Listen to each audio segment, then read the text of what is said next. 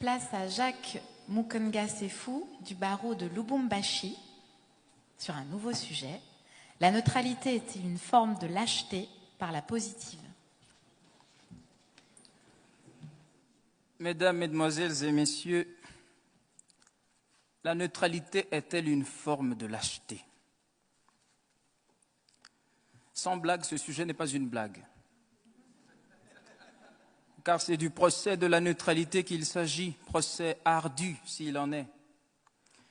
Aussi, il me semble que cette audience eût dû se tenir ailleurs, plutôt qu'à Lausanne, ici, sur le territoire suisse.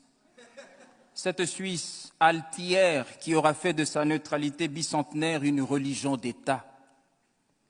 Il y aurait tout lieu d'ordonner le renvoi de juridiction pour cause de sûreté publique. Mais passons. Honorables jurés, commençons par dissiper tout malentendu sur le sujet et voyons en quoi le neutre diffère à la fois de l'éclectique et du partisan. En effet, devant une problématique donnée, le partisan assume ou la thèse ou l'antithèse. L'éclectique se situe à califourchon sur la thèse et sur l'antithèse dont il tire une synthèse, alors que le neutre, lui, se refuse de prendre parti, ni pour la thèse, ni pour l'antithèse, ni pour la synthèse, ni pour l'un, ni pour l'autre des deux antagonistes, ni pour Césaire, ni pour Senghor, ni pour Voltaire, ni pour Rousseau, ni pour ni contre l'avortement, ni pour ni contre la peine de mort. Et pour être contemporain, le neutre n'est ni pour le Grand Barça, ni pour l'autre équipe.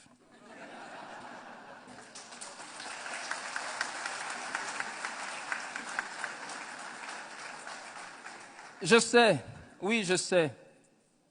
On nous a vanté 1000 vertus de la neutralité. On a répandu que la neutralité serait la sagesse de la prudence ou la prudence de la sagesse, que la neutralité préserverait de la vengeance, de l'affrontement, qu'elle garantirait la paix républicaine. On a même soutenu que la neutralité serait gage de crédibilité. Mais non, ce n'est là qu'une péroraison tonitruante. À dire vrai, Dieu sait que toute neutralité cache une lâcheté qui a honte à s'avouer. La neutralité, c'est de la lâcheté. Est-il besoin de le prouver? En fait, vous le savez bien autant que moi, la raison humaine est jugement et le cœur humain est parti pris. Il en résulte qu'aussitôt qu'éclairé par les données d'un débat ou d'un conflit humain, on ne peut pas ne pas prendre parti. La neutralité donc, si tant est qu'il soit possible d'être neutre, la neutralité, dis-je, n'est qu'une posture d'imposteur, adoptée pour le besoin de la cause ou pour la cause du besoin. Un leurre, une ruse. Et Pierre Billon a eu tant raison d'affirmer que la neutralité est une chose qu'on trouve dans les discours, pas dans le cœur des gens. Dès lors, si s'interdire de clamer tout haut ses convictions par peur d'en subir les conséquences n'est pas de la lâcheté, si s'interdire l'action par crainte de représailles n'est pas de la lâcheté, si, mais enfin, voir l'injustice et passer son chemin n'est pas de la lâcheté, admettez néanmoins que cela y ressemble beaucoup. Non, jamais, jamais. La neutralité n'est pas une vertu. Des individus aux États, elle reste une veulerie. Et quoi?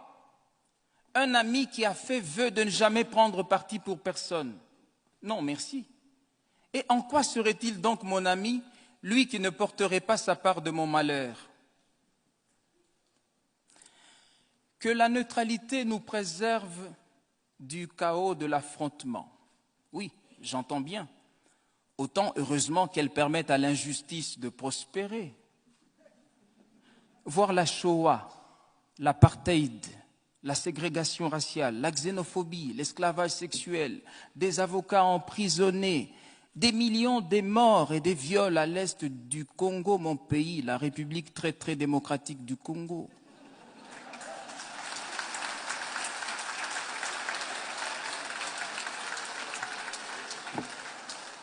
Mais oui, voir tout cela et passer son chemin.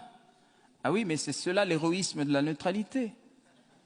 Et dire que la paix perpétuelle de certains est à ce prix, comme si, au-delà de la patrie, il n'y avait pas l'humanité. Vous savez, un régime qui opprime son peuple aurait tout à gagner que des États tiers demeurassent neutres au conflit. Mais Desmond Tutu considère avec raison que si vous êtes neutre dans les situations d'injustice, vous avez choisi le côté de l'oppresseur. Car la neutralité aide l'oppresseur, jamais la victime. Alors, on m'objecterait volontiers que la neutralité nous aurait épargné l'enfer libyen, l'Irak, l'Afghanistan, le Darfour, les migrants.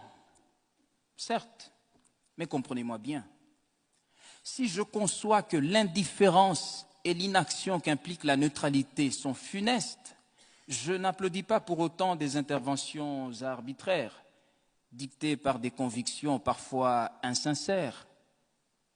Et encore, toute parturition d'un monde nouveau n'est-elle pas douloureuse? 620 000 soldats tombèrent sur le champ de bataille durant la guerre de sécession qui déchira l'Amérique de Lincoln. Mais il y avait un message de justice dans le crépitement de chaque balle tirée durant cette guerre-là.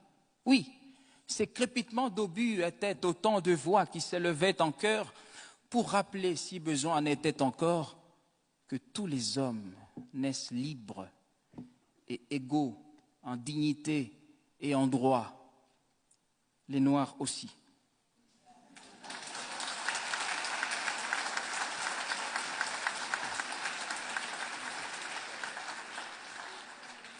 La neutralité, c'est un leurre. Tenez, le géant d'Asie a promis d'être de toute neutralité, sapristi. Une aubaine pour les roitelets du Gondwana qui jubilent et rendent grâce aux descendants de Mao d'avoir des droits de l'homme une vision aussi grande que leur taille.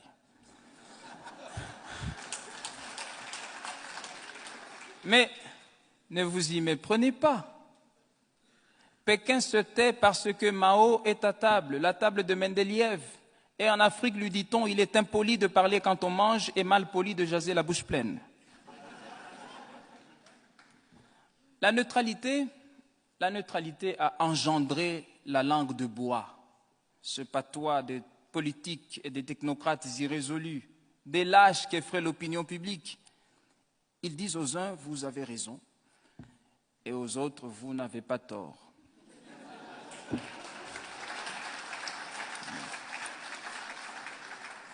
Mais je veux dire, il est honteux d'être sans honte. Est-ce cela la politique?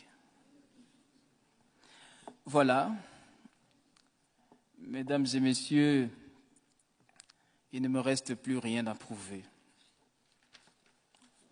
Oh, que si. Vous rappelez que Dieu même a en horreur la neutralité.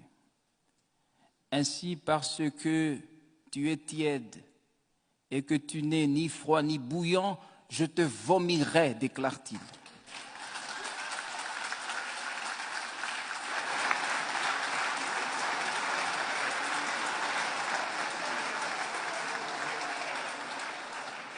Voilà, mesdames et messieurs, la preuve est faite.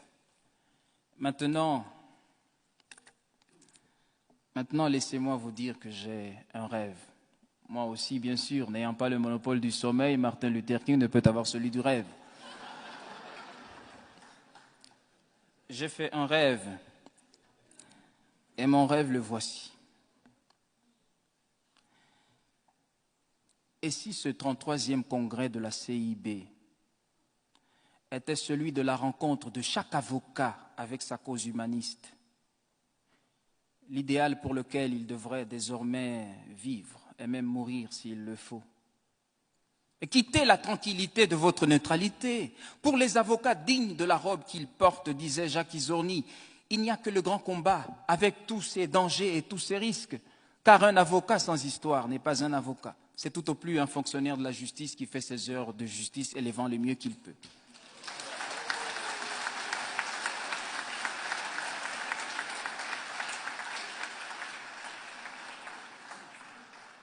Quittez le confort de votre neutralité et descendez dans l'arène, vous mêlez des choses qui ne vous regardent pas. L'humanité vous en saura bien gré. Comme Zola pour Dreyfus, accusé. Comme Voltaire, donnez à graver cette épitaphe, il défendit Calas. Comme Sartre, Che Guevara, soyez de tous les combats. Comme Mandela, quittez votre robe d'avocat s'il le faut et allez vers le large. Et comme Vergès, sauvez Jamila et épousez-la.